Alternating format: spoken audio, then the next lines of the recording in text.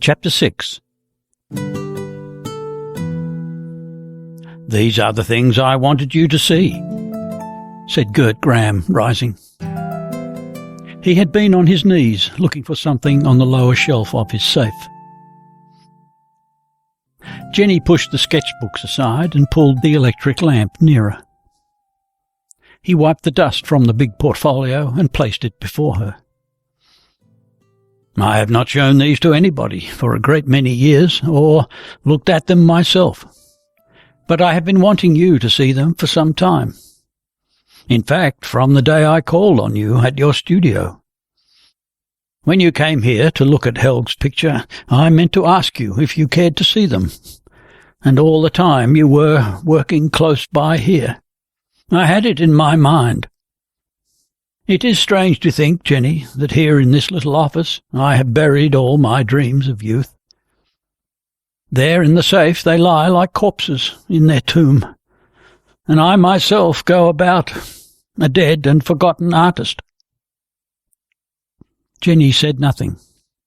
Gram sometimes used expressions that were rather too sentimental, she thought, although she knew that the bitter feelings which dictated them were real enough.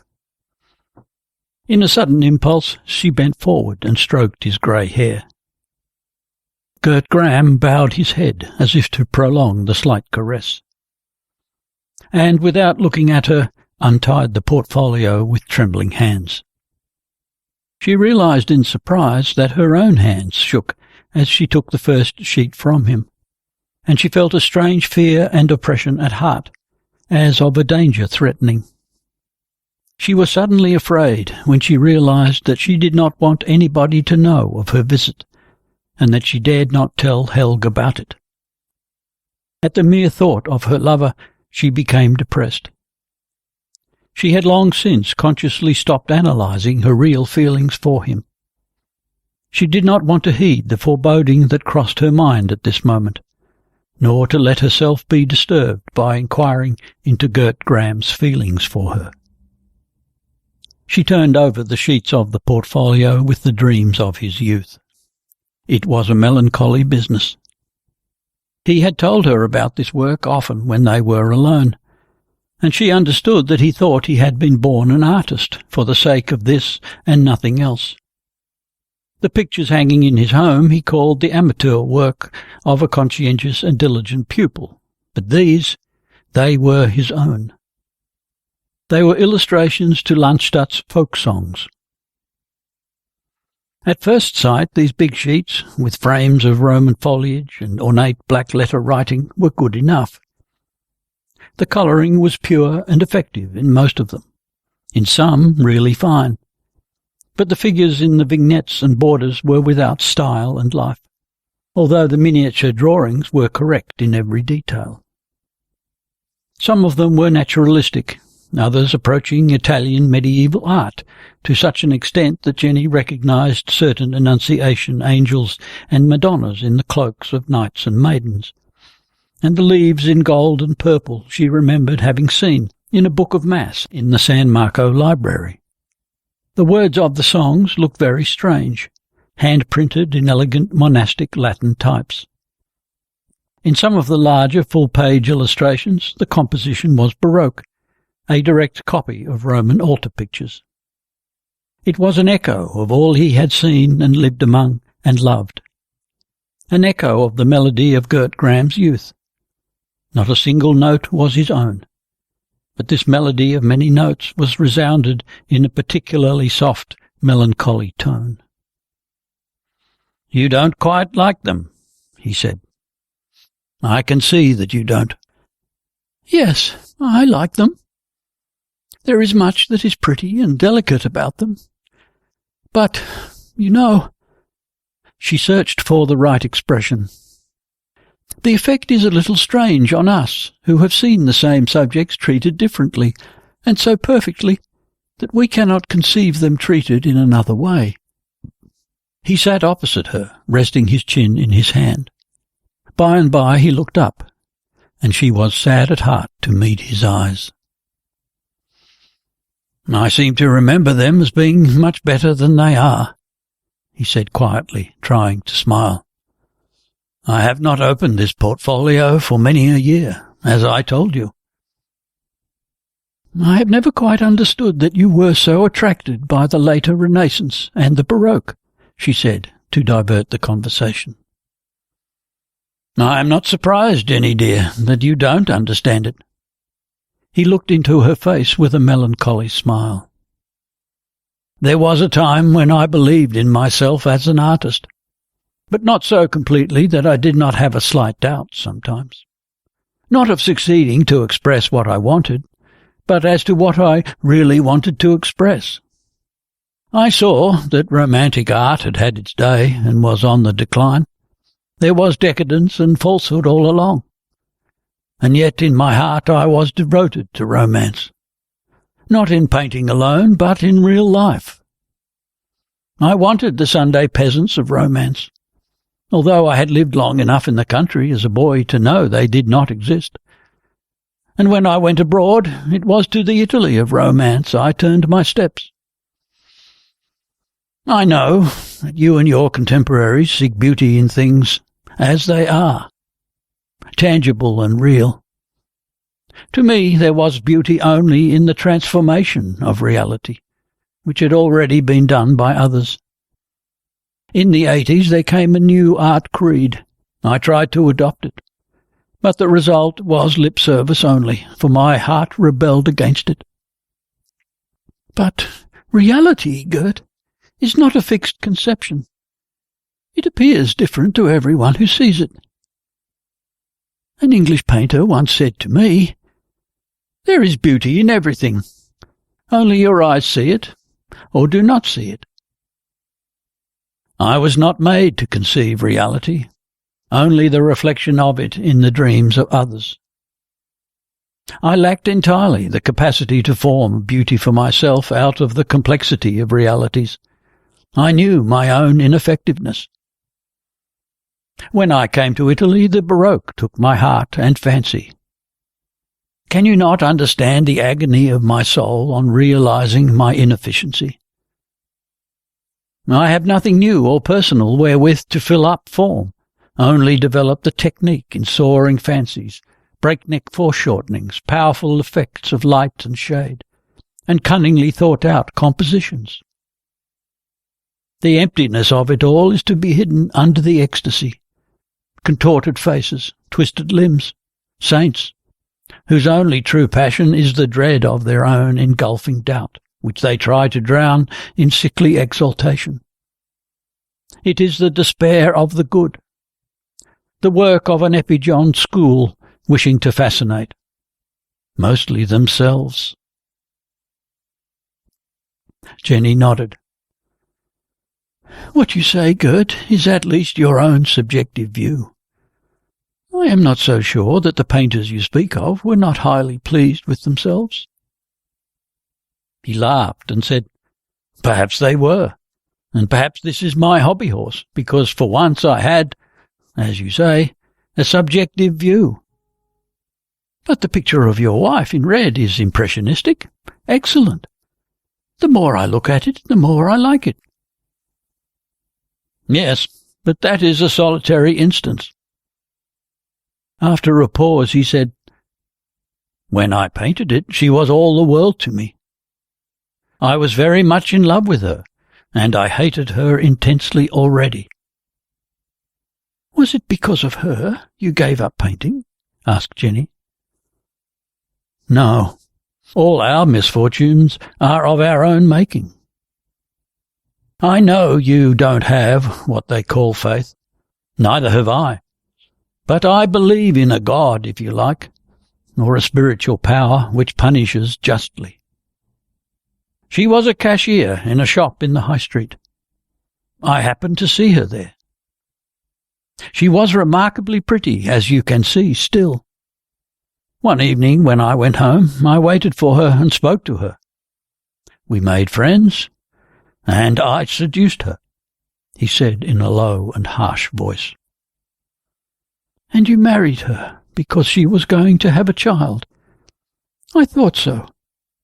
For 27 years she has tormented you in return. Do you know what I think of the deity you believe in? that it is rather relentless." He smiled wearily. "I am not quite so old-fashioned as you may think.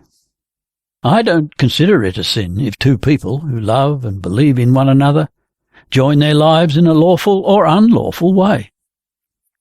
But in my case I was the abductor. She was innocent when I met her, innocent in every way. I understood her better than she did herself. I saw that she was passionate and would be jealous and tyrannical in her love. But I did not care. I was flattered that her passion was for me, that this beautiful girl was all mine. But I never meant to be hers alone, the way I knew she wanted it. I did not exactly mean to leave her, but I thought I should be able to arrange our life in such a way as not to share with her my interests, my work, my real life, in fact, as I knew she would want to do. It was stupid of me, knowing that I was weak and she strong and ruthless. I thought that her great passion would give me, who was comparatively cold, a hold on her. Beyond her great faculty of loving, there was nothing in her. She was vain and uneducated, envious and crude. There could be no mental fellowship between us, but I did not miss it. To possess her beauty and her passionate love was all I cared for. He rose and went over to the side where Jenny was sitting. He took both her hands and pressed them against his eyes. What else but misery could I expect from a marriage with her? But we reap as we sow, and I had to marry her. I had a dreadful time of it. At first, when she came to my studio, she was proud to be my mistress, arrogant in her denunciation of old prejudices, declaring that the only life worth living was that of free love. The moment things went wrong, she changed her tone. Then it was all about her respectable family in Frederiksholt, her unstained virtue and her good reputation. Many men had wanted her, but she had not listened to anybody, and I was a scoundrel and a wretch if I did not marry her at once. I had nothing to marry on. I had neglected my studies and had learnt nothing but painting. Some months went by, but at last I had to apply to my father. My people helped me through. We got married, and 2 months later Helge arrived. I had had great hopes of a great artistic work, my folklore illustrations. But I had to give up my dreams for the reality of making bread and butter. Once I had to come to an agreement with my creditors. She took her share of the struggle and poverty, loyalty, and without complaint. She would willingly have starved for me and the children. Feeling as I did toward her, it was hard to accept what she gave in working, suffering, and renouncing for my sake. I had to sacrifice everything I loved. She forced me to give it up inch by inch. From the very first, she and my father were mortal enemies. He could not bear his daughter-in-law, and that was a blow to her vanity. So she set about to make trouble between him and me. My father was an official of the old school. A bit narrow and stiff, maybe, but right-minded and loyal, noble and good at heart. You would have liked him, I am sure. We had been so much to one another, but our intimacy was put a stop to. As for my painting, I understood that I had not the talent I once had imagined, and I lacked energy to make continued efforts when I did not believe in myself. Dead tired as I was of the struggle and of my life at her side, which became more and more of a caricature. She reproached me, but secretly she triumphed. She was jealous of the children, too, if I was fond of them, or they were fond of me. She would not share them with me, nor me with them. Her jealousy has grown into a kind of madness as the years have gone by. You have seen it for yourself. She can scarcely bear to see me in the same room with you, even when Helge is there. Jenny went to him and laid her hands on his shoulders. "I cannot understand," she said. "I really cannot, that you have been able to stand such a life." Gert Gram bent forward, resting his head on her shoulder. "I don't understand it myself." When he raised his head and their eyes met, she put her hand to his neck and, overwhelmed by a tender compassion, kissed him on the cheek and forehead. She felt a sudden fear when she looked down at his face resting on her shoulder, with eyes closed. But the next moment he lifted his head and rose, saying, "Thank you, Jenny dear." Gram put the drawings back in their cover and straightened the table. "I hope you will be very, very happy. You are so bright and courageous, so energetic and gifted. Dear child, you are everything I wanted to be, but never was." He spoke in a low, absent-minded voice.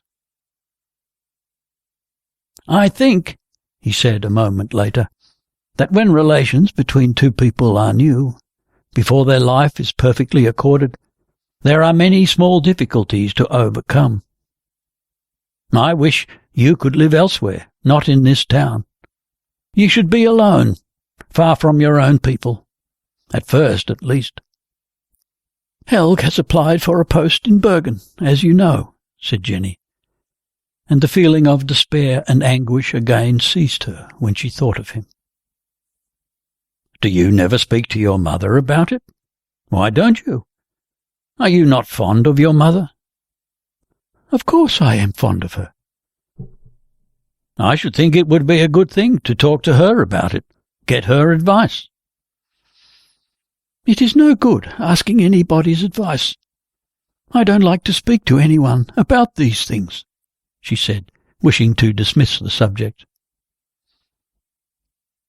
"No, you are perhaps—" He had been standing halfway turned to the window. Suddenly his face changed, and he whispered in a state of excitement, "Jenny, she is down there, in the street." "Who?" "She, Rebecca." Jenny rose. She felt she could have screamed with exasperation and disgust. She trembled. Every fibre of her body was quivering with revolt. She would not be involved in all this, these wicked, odious suspicions, quarrels, spiteful words and scenes. No, she would not. "Jenny, my child, you are shivering. Don't be afraid. I won't let her hurt you." "Afraid? Far from it." She steeled herself at once. "I have been here to fetch you. We have looked at your drawings, and we are now going to your house for supper." "She may not have noticed anything." "Heavens! We have nothing to hide. If she had not seen that I am here, she will soon get to know it. I am going with you. You must do it for your sake as well as for mine. Do you hear?" Gram looked at her. "Yes. Let us go, then." When they got down into the street, Mrs. Gram was gone. "Let us take the tram, Gert.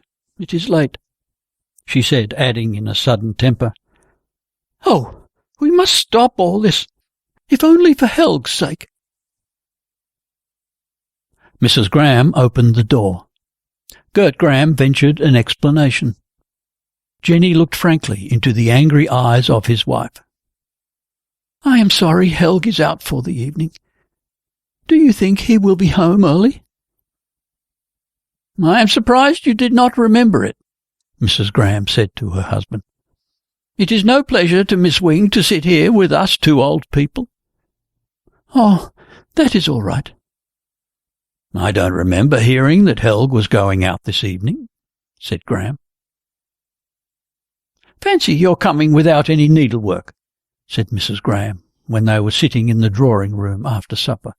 "You are always so industrious."